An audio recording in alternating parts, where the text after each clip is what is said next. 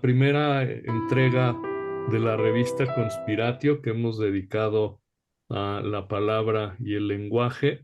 Se nos ocurrió reunir esta tarde a dos poetas muy conocidos, Javier Sicilia y Tomás Calvillo, y vamos a conversar con ellos acerca del valor de la palabra, acerca del rol de la palabra poética, acerca del silencio, acerca de la palabra y el sentido, la encarnación, la religiosidad. Muy buenas tardes a los dos, qué gusto estar reunidos. Y pues comencemos la conversación. Javier. Hola, Piu, gracias, Tomás. Bueno, yo quisiera abrirla porque yo hace mucho que no escribo poesía, pero Ujú. este no son el momento para hablar sobre eso, a lo mejor sale en el camino.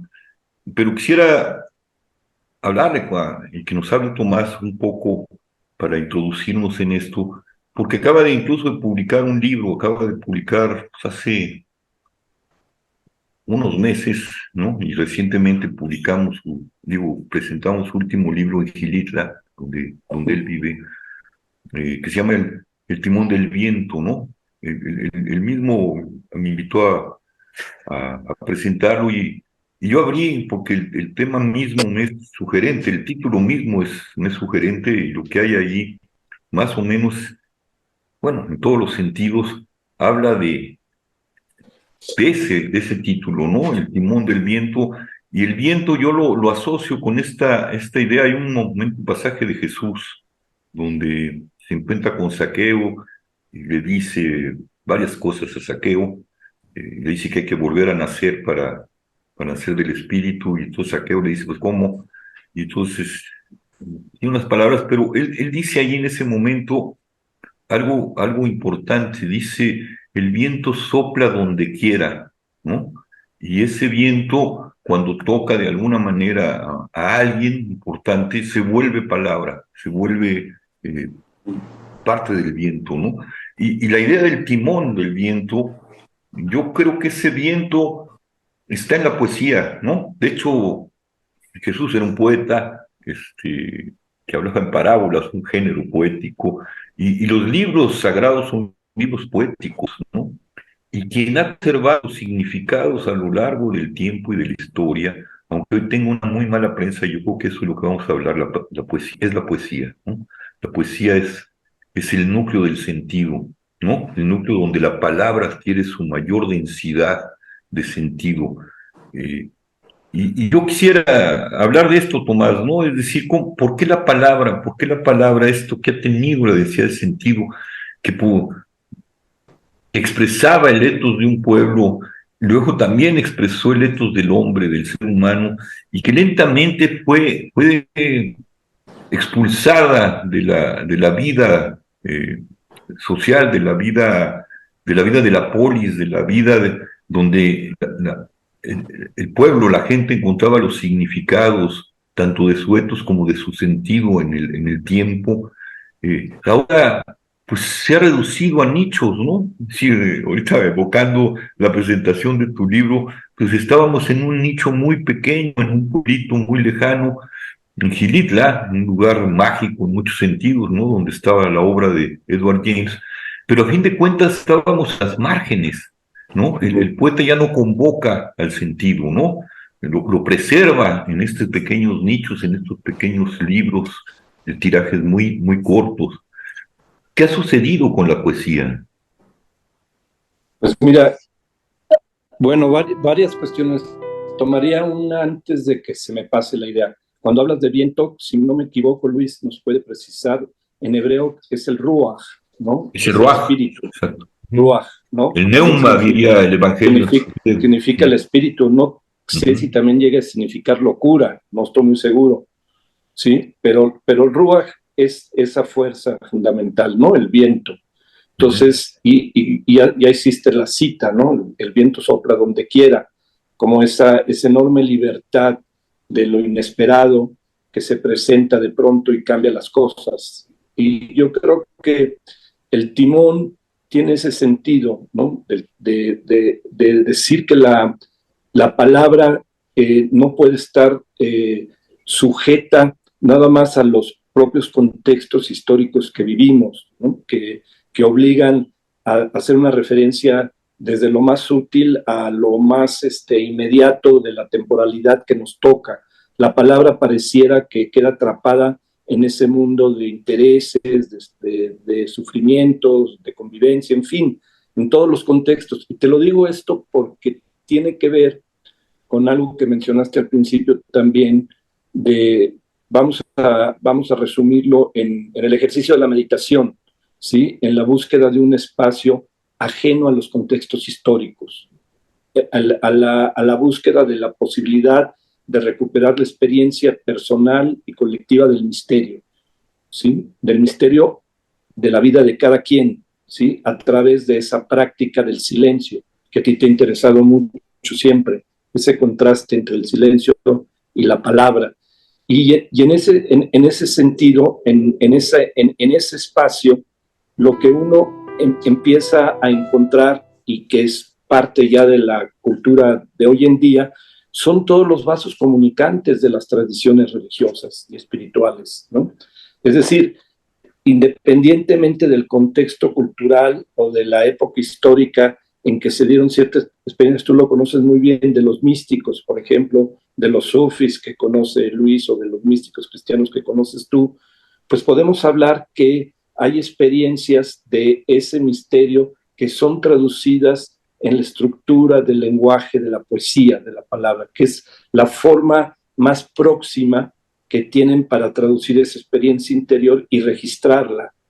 Y encontramos ahí que es una experiencia común. Recientemente me acuerdo que escribí esta frase que viene en el último texto, como decía, el perdón es la conciencia del uno, ¿sí? Es decir, eso que hoy nos habla, por ejemplo, la física cuántica y los grandes avances de la ciencia, de que todo está interconectado, de las redes de energía, etcétera, etcétera, etcétera, es decir, que nada está separado. Bueno, nos está hablando con el lenguaje de hoy de algo que se experimentaba y se ha experimentado por estas antiquísimas tradiciones que a ti te ha interesado darle continuidad de la palabra, que resulta que hablan de ese uno, ¿sí? De ese uno que uno experimenta en ciertos ejercicios, en ciertas prácticas, en este caso de yógicas o de meditación o de devoción, como quieras, de los diferentes lenguajes. Y a mí me parece que la poesía, en ese sentido el poema, es el medio más natural que tenemos para tratar de registrar ese misterio. Al final, yo recuerdo mucho a mi buen amigo y historiador Guillermo Cermeño, con el cual tomamos hace muchos años algún curso, y me gustaba mucho que él hablaba de merodear, de acercarnos, ¿sí? Y me parece que el poema, en mi caso, y creo que también en tu caso y en algunos que compartimos ciertas tradiciones de poesía, estás buscando registrar, tocar, traducir, transparentar, como quieras, esa experiencia. Esa experiencia que no la puedes separar de tu cotidianidad. Ese es el tema que a mí me interesa. Ahora me encontré a Enrique, ¿te acuerdas? Que trabajaba conmigo como asistente, Sí. y me decía, oiga, lo noto muy pesimista en sus textos, porque él me ayudaba a pasarlos en limpio y darle forma para enviarlos a la prensa, ¿no?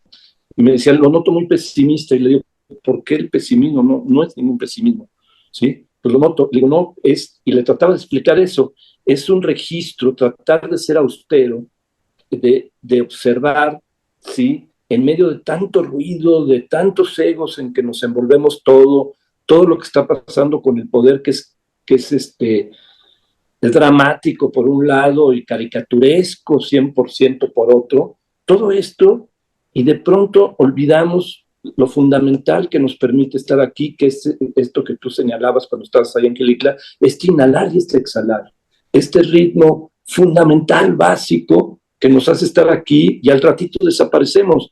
Por supuesto, el avance de la edad te da otra perspectiva, pero una de las cuestiones que en mi caso traigo mucho desde hace rato en los textos es la fugacidad, ¿sí? La fugacidad no como drama, no como cultura entre comillas, del existencialismo, sino mucho más cerca de la tradición del misterio, ¿sí? De ese reconocimiento de que no me gusta la imagen, nunca me ha gustado cuando estas imágenes de los que viajaban con una calaverita, con un cráneo al lado, para recordar siempre, ¿no? La presencia de lo efímero. Pero me parece que esta parte a mí me interesa muchísimo porque te abre el abanico de preguntas fundamentales, de preguntas que se hace la misma ciencia, que se hacen las tradiciones religiosas, de que qué diablos es todo esto, ¿sí? Y tratando de ser honesto lo más posible, de poder apuntar qué percibes, qué destellos ves, se abren ahí, en mi caso, lo señalo ahora, y se me abren cuestiones que me parecen elementales, pero que no lo son, con una palabra, por ejemplo, que está mal interpretada, Javier, o yo no la veo, pero que para mí es fundamental, que uno de las palabras que pueden explicarnos el sentido profundo de la existencia es la ternura, ¿sí? O sea, yo veo dentro, en imágenes donde florece la ternura con una enorme fuerza, que es lo que mantiene que las cosas estén juntas, que haya cohesión, ¿sí? Que podamos hablarnos, etcétera. Y eso, esa búsqueda, pues no es con un telescopio, no es con un microscopio, no es con una fórmula, es a través de lo que tú mencionabas, es a través del sonido, de la vibración, de la palabra. Y esa es la exploración fundamental, ¿no? Es decir, como tú dices, es cada semana, me acuerdo de un verso por ahí, ¿te acuerdas de este cuate? Ya se nos fue, yo creo, hace años, Antonio Santiesteban, que era Sí, miembro del Zaguán, Nahual. y me acuerdo de una imagen que no se me olvidó, que decía en algún texto que él, o él se citaba a sí mismo, o citaba a alguien, que decía que recogía de noche las palabras que en el día sirvieron para los intercambios y todo, y las bañaba, las limpiaba y las purificaba, ¿no? Esa imagen siempre me quedó, que es un poco también lo que Lanza del Basto habla, ¿no? De la importancia de las palabras, ¿sí? Es decir, cuando él dice, hay que mirar el peso de la palabra, que con una sola que uses puedes romper una amistad de 15 años o 20 años, ¿sí? El peso de una palabra, no un acto, una palabra, ¿sí? Volver a ver este sentido que mencionas de la parte sagrada, entre comillas, por el problema que tenemos con estas palabras que están ya muy cargadas de sentidos, pero este poder de la palabra que trasciende su uso cotidiano de comunicación que tenemos todos los días y volverla a encontrar en otro espacio que te permite abrir otros espacios.